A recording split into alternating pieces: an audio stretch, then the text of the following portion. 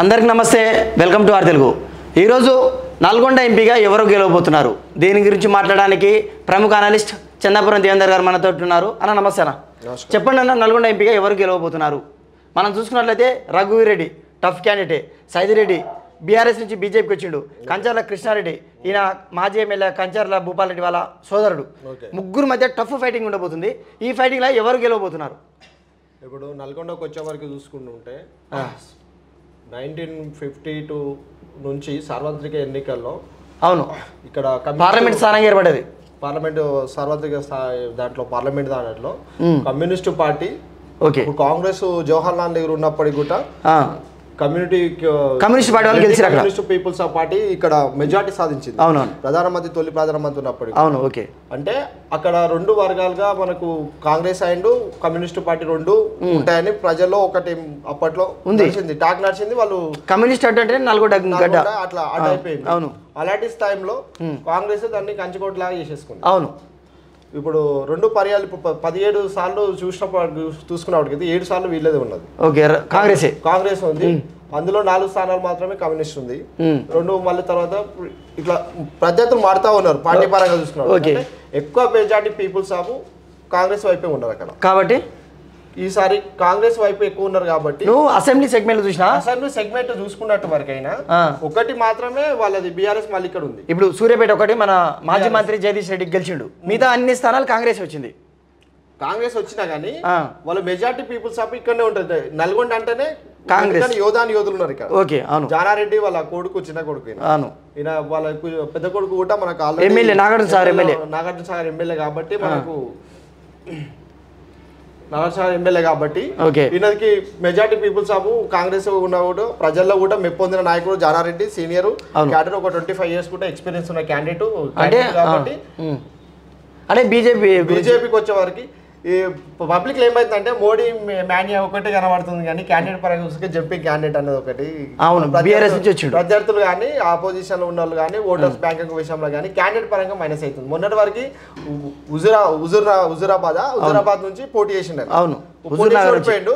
Sudden గా మళ్ళీ candidate బీజేపీలోకి వచ్చిండేంది అంటే జంపింగ్ క్యాండిడేట్ గా పడిపోయింది. జంపింగ్ క్యాండిడేట్ కాబట్టి ఆయన పైన మొగ్గు చూపట్లేదు. ఓకే, బీఆర్ఎస్ విషయానికి వరకు అయితే ఎట్లున్నది అంటే ఇప్పుడు రాష్ట్రంలో లేదు, స్టేట్ లో లేదు. ఓకే, ఒకవేళ బోర్డ్ బ్యాంకింగ్ స్టేట్ లో లేదు, సెంట్రల్ లో లేదు. ఓకే, స్టేట్ లో సెంట్రల్ లో లేదు. ప్రాంతీయ పార్టీ మళ్ళీ అలాంటప్పుడు 2 టర్ములు వీళ్ళు చేసింది కానీ అప్పుడు ఏం చేయలేరు. మళ్ళీ ఇప్పుడు వీళ్ళకి ఏందని ఈ ఓట్ బ్యాంకింగ్ షిఫ్టింగ్ అనేది ఇక్కడ వెళ్ళిపోతుంది మొత్తం. ఓకే, బీఆర్ఎస్ కాంగ్రెస్ వెళ్ళిపోతుంది. అదేందన్న రాష్ట్రం మొత్తం బీఆర్ఎస్ నుంచి బీజేపీ షిఫ్ట్ అవుతుంది అంటారు కదా. బీజేపీ షిఫ్ట్ అవుతుంది అంటే క్యాండిడేట్ లేదు కదా ఇక్కడ. అంటే నల్గొండలో మాత్రం కాంగ్రెస్ షిఫ్ట్ అయింది అంటారు. రఘువీరారెడ్డి, జానారెడ్డి చూసుకున్నట్టు వరకు అయితే ఇక్కడ నుంచి బ్యాంక్ అంటే క్యాండిడేట్ పరంగా చూసుకుంటారు కదా. షిఫ్టింగ్ అయిన క్యాండిడేట్ కూడా పార్లమెంట్ లో మాట్లాడాలి. అంటే ఇప్పుడు రఘువీర్ రెడ్డికి కలిసి అంశాలు వీళ్ళ నాన్నగారు ఒకటి, జానారెడ్డి మళ్ళీ కాంగ్రెస్ ఉంది. వీళ్ళకి మొత్తం సెగ్మెంట్ మొత్తం కాంగ్రెస్ ఉంది. ఇంకోటి నల్గొండ ఎప్పటి నుంచో కాంగ్రెస్ అడ్డా ఇన్ని ఉన్నాయి కాబట్టి అంటే ఇప్పుడు మీరు అన్నట్టు చాలా మంది యోధులు ఉంటారు కదా నల్గొండలా, మరి ఎందుకు వీళ్ళ కుటుంబాలను ఇచ్చారు అని ఏమైనా వ్యతిరేకత రాలే అంటారా? అంటే వీళ్ళు ప్రజలు మెప్పొందిన నాయకులుగా వెళ్ళిపోయారు. అంటే వాళ్ళ కుటుంబం ఇంకొకరికి ఇచ్చినా కూడా అవకాశం ఉంటాయి. అంటే వీళ్ళ తరపు నుంచి ఈ క్యాండిడేటే కాదు, వీళ్ళ ఫ్యామిలీ తరపు నుంచి వీళ్ళు సపోర్ట్ చేసిన క్యాండిడేట్లు ఎవరైనా కుటుంబ పాలన అని చెప్పి కేసీఆర్ ఎట్లా అన్నారో వీళ్ళని కూడా వీళ్ళు అలానే అని చెప్పేసి అలా మాట్లాడుతారు కదా. అదే వర్షన్ వస్తుంది. అవును, కానీ ప్రజలు ఎట్లా అంటే కుటుంబం గతంలో అన్నారు కేసీఆర్ కుటుంబ పాలన అని అన్నారు, కానీ వాళ్ళు ఎట్లా అంటే గెలిచే క్యాండిడేట్ చూస్తారు పార్టీ పైన. ఇప్పుడు లాస్ట్ మూమెంట్ లో మనకు కాంగ్రెస్ లాస్ట్ మూమెంట్ అనౌన్స్మెంట్ చేసిన దాంట్లో చూసినాం మనం చాలా సీట్లలో కూడా. ఇప్పుడు నిలమరది మెదక్లో అట్లానే అయింది. అవును, అట్లా చూసుకున్నట్టు వరకు అయితే వీళ్ళు ఎక్కడ లాస్ట్ సపోర్ట్ చేసినా కానీ లాస్ట్ సీట్ ఇచ్చినా కానీ జానారెడ్డి అక్కడ వర్షన్ వాళ్ళది. ఓకే, అంటే ఓకేనా మీరు ఫైనల్ గా ఉంటారు అంటే రఘువీర్ రెడ్డి గెలిచే అవకాశం ప్లస్ లో ఉన్నాడు కదా. ఈ రఘువీర్ రెడ్డికి ఫైటింగ్ ఎవరు ఇవ్వబోతున్నారు? బీజేపీ ఇవ్వబోతుందా, బీఆర్ఎస్ ఇవ్వబోతుందా? ఇదైతే ఉండదు.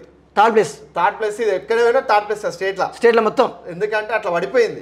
అంటే వీళ్ళ గ్రాఫ్ అనేది ఆటోమేటిక్ గా పడిపోయింది. ప్రజలు ఎట్లా అంటే తిరుగుబాటు వ్యతిరేక స్టార్ట్ అయినప్పుడు ప్రజల్లో ప్రజాస్వామ్యంలో నిలబడ్డప్పుడు ప్రజలతోనే ఎవరైనా ప్రజాస్వామ్యంలో రానికి ఏర్పడి వీళ్ళకి తిరుగుబాటు ఉన్నది కాబట్టి వీళ్ళు స్టేట్ లో ఎక్కడైనా థర్డ్ ప్లేస్ ఉంటారు. ఒక్కోసారి ఒక మిస్టేక్ అయినా ఉంటే సెకండ్ ప్లేస్ ఉండొచ్చు. సైదిరెడ్డి విషయంకి వచ్చే వరకు క్యాండిడేట్ పరంగా కాకుండా సెకండ్ ప్లేస్ కోసం టఫ్ కొట్లాడతారు బీజేపీ. అంటే మోడీ మాన్యా మీకు తీసుకుంటే వీళ్ళు టఫ్ కొట్లాడతారు. అంటే రఘువీర్ రెడ్డి గెలవబోతున్నాడు, ఇంతో పోటీ ఇవ్వబోయేది సైదిరెడ్డి అంటావు. ఇది ఇక్కడ విశేషం. నల్గొండ ఎంపీగా మాత్రం కాంగ్రెస్ అభ్యర్థి రఘువీర్ రెడ్డి గారు గెలుస్తున్నారని మనకు ప్రముఖ విశ్లేషకుడు దేవేందర్ గారు చెప్తున్నారు. దాంతోపాటు ఇంకొక ముఖ్య విషయం తెలియజేయాలి. జూన్ 4th రోజు ఓటింగ్ రిజల్ట్ రోజు మన ఛానల్లో లైవ్ అప్డేట్స్ అంటే ఆంధ్ర అసెంబ్లీ పార్లమెంట్ కానీ తెలంగాణ పార్లమెంట్ కానీ దేశవ్యాప్తంగా పార్లమెంట్ అంటే అటుపక్క మోడీ గారి గురించి ఇటుపక్క రాహుల్ గారి గురించి అయినా సరే జూన్ 4th రోజు మనం అన్ని వివరాలు తెలియజేస్తున్నాం. కాబట్టి దయచేసి మన ఛానల్ని సబ్స్క్రైబ్ చేసుకోండి. Thanks for watching R Telugu.